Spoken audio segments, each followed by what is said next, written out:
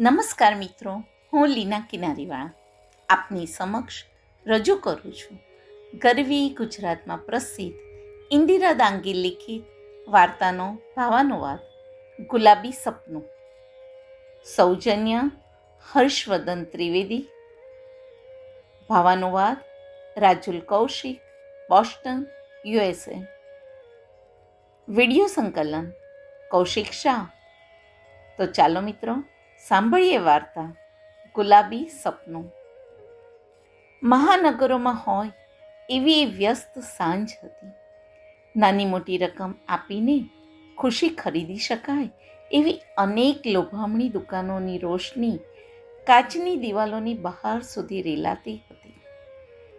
યુવાનીના આરે ઉભેલ દંપતીએ road side પાર્કિંગમાં scooter park કર્યું ને સામે દેખાતી દુકાનમાં પ્રવેશ્યા. કાચનું બારણું ઠેલીને 2 ડગલા અંદર જતાની સાથે ખોટી જગ્યાએ આવી ગયા એવી ભોઠપ અનુભવી. બહાર નીકળી જવાનું વિચારે એ પહેલાં જ કાઉન્ટર પર બેઠેલા દુકાનના માલિકની નજર એમની પર પડી અને ભારે ઉત્સાહથી બંનેને આવકાર્યા. આવો આવો, આપની જ દુકાન છે. હવે તો પારોડના પગલાં ભરવાની કોઈ શક્યતા રહી નહીં. ચહેરા પરની ભોટપની સાથે અપરાધ ભાવ પણ ઉમેરાયો. ભારે સંકોચ સાથે સોફા જેવી ખુરશી પર બેઠા. દુકાનમાં મેનિક્વિન પર નજર ગઈ. પતિએ સામેના અરીસામાં દેખાતી પોતાની જાતની સરખામણી કરી.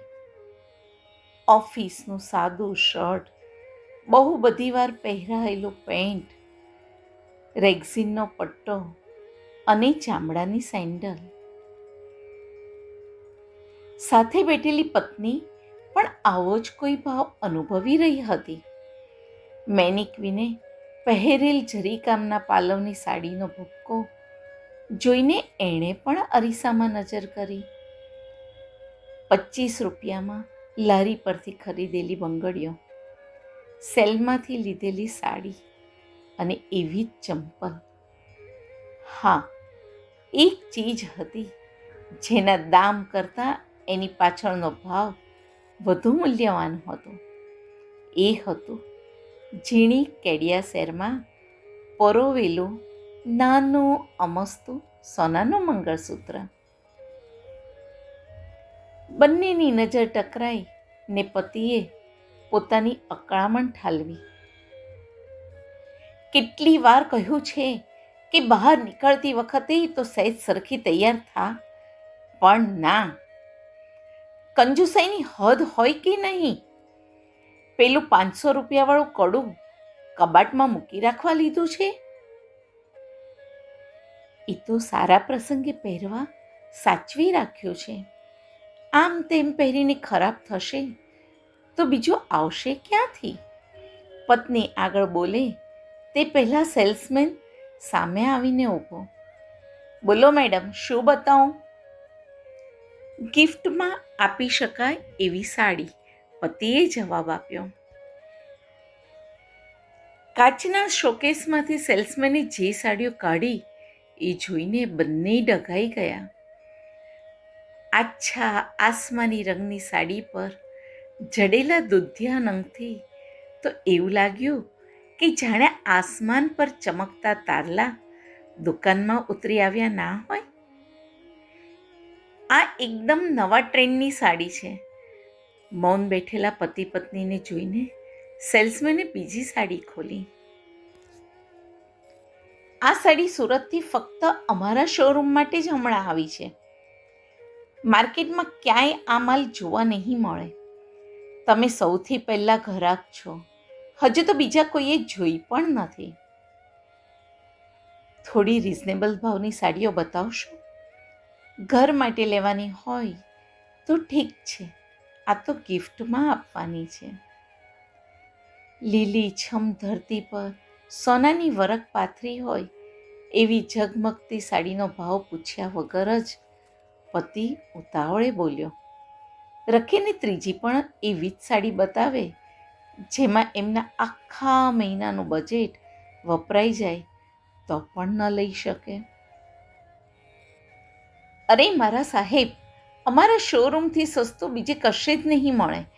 બહાર જે ચીજ 5,000માં મળે એ અહીં માત્ર 3,500માં બતાવું છું. કિંમત સાંભળતાની સાથે રખીને અડવા માત્રથી સાડી પરના ચાંદ તારા કે સોનાના ફૂલ ખરી પડશે ને દુકાનદાર એની નુકસાનીનું વળતર માંગશે એવા ભયથી પત્નીએ હાથમાં પકડેલો સાડીનો પાલવ છોડી દીધો.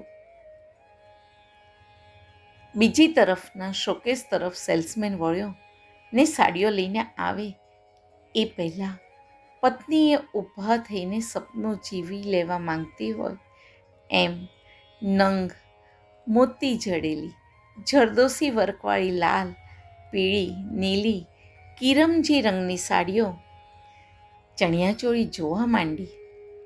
સેલ્સમેને બીજી 10 સાડીઓ લાવીને મૂકી. આ ફક્ત 1200માં કુમકુમ સિરિયલમાં પહેરે છે એ સાડી, અને પછી તો પેલી સિરિયલમાં પહેરે છે એ ફક્ત 950માં, ઓલી સિરિયલમાં પહેરે છે એ ફક્ત 800માં, ફલાણી ઢીકણી સિરિયલમાં પહેરે છે એ 1000માં કહીને સેલ્સમેને સાડીઓની પ્રશસ્તિમાં પાછા ન પડવું હોય એમ એક પછી એક સાડીઓ પોતાના ખભા પર ગોઠવીને એની ખૂબીઓ બતાવવા માંડી. પતિ પત્નીના ચહેરા પરની ઉદાસીનતા જોઈને એને ખ્યાલ આવવા માંડ્યો હતો કે તલમાં કેટલું તેલ છે, પતિના ખિસ્સામાં કેટલો ભાર છે. ધીરે ધીરે સાડીઓના ભાવ ઓછા થવા માંડ્યા. આ 700ની, આ 650ની એ બોલવામાં સેલ્સમેનનો રસ અને જોશ પણ ઓછા થવા માંડ્યા. એટલામાં પત્નીની નજર શોકેસમાં દેખાતી બાંધણી પ્રિન્ટ પર પડી. આ સાડી? મેડમ, એ સાડી નહીં, ચણિયો છે. ફક્ત 2,000નો છે. જો ગમ્યો હોય તો એને મેચિંગ ઓઢણી ને બ્લાઉઝ મળી જશે. 2,000? પત્નીનો અવાજ આઘાતથી અસ્પષ્ટ હતો. ના ના ભાઈ, તમે 300-400ની રેન્જમાં આવે એવી જ સાડી બતાવો. પતિ હવે અકળાયો હતો, પણ અકળામણ છતી ન થાય એવા નરમ અવાજે બોલ્યો, બહાર ડેલી વેરની સાડીઓ મૂકી છે, જોઈ લો અને એમાંથી કોઈ પસંદ પડે તો કહેજો. સેલ્સમેન ભારે સાડીઓ સમેટીને બીજા ગ્રાહક તરફ વળ્યો. મારી પાસે બચતના 2,000 છે. પત્ની ત્યાંથી ખસવા તૈયાર ન હતી. રાશિ, જે કામ માટે આવ્યા છીએ એમાં અને આપણા બજેટને ધ્યાનમાં રાખીશ પ્લીઝ. પત્નીનું મન હજુ એ ચણિયાચોળીમાં અટકેલું જોઈને પતિએ એને ટોકી. પતિના બોધા અવાજમાં રાશિને એમના 2 વર્ષના દાંપત્ય જીવનનો પડઘો સંભળાયો. લગ્ન પહેલાં જોયેલા મીઠા સપના, લગ્ન પછી માંડેલી ગૃહસ્થી, એક એક તણખલું મેળવવા ખેડેલો સંઘર્ષ, બધું સાગમટી યાદ આવતા એ બહાર ગોઠવેલી ડેલી વેરની સાડીઓ તરફ વળી. લગ્ન સમયે સેવેલા ગુલાબી સપના જેવા રંગની એક ગુલાબી સાડી પસંદ કરીને પેક કરવા આપી દીધી. તને એ ચણિયાચોળી બહુ ગમ્યા હતા નહીં? દુકાનમાંથી બહાર નીકળીને પતિએ પૂછ્યું. એના અવાજની ઉદાસી રાશિએ પારખી, પણ જાણે પતિએ કશું કહ્યું જ ન હોય એમ પતિનો હાથ પકડીને સામે ઊભેલા ચાટવાળા તરફ ખેંચી ગઈ. કેટલાય દિવસોથી આપણે ભેળ કે ચાટ ખાધા નથી નહીં? ફૂલ પર મંડરાતા પતંગિયા જેવી ખુશીથી રાશિનો ચહેરો ચમકી ઉઠ્યો. ભાવાનુવાદ રાજુલ કૌશિક.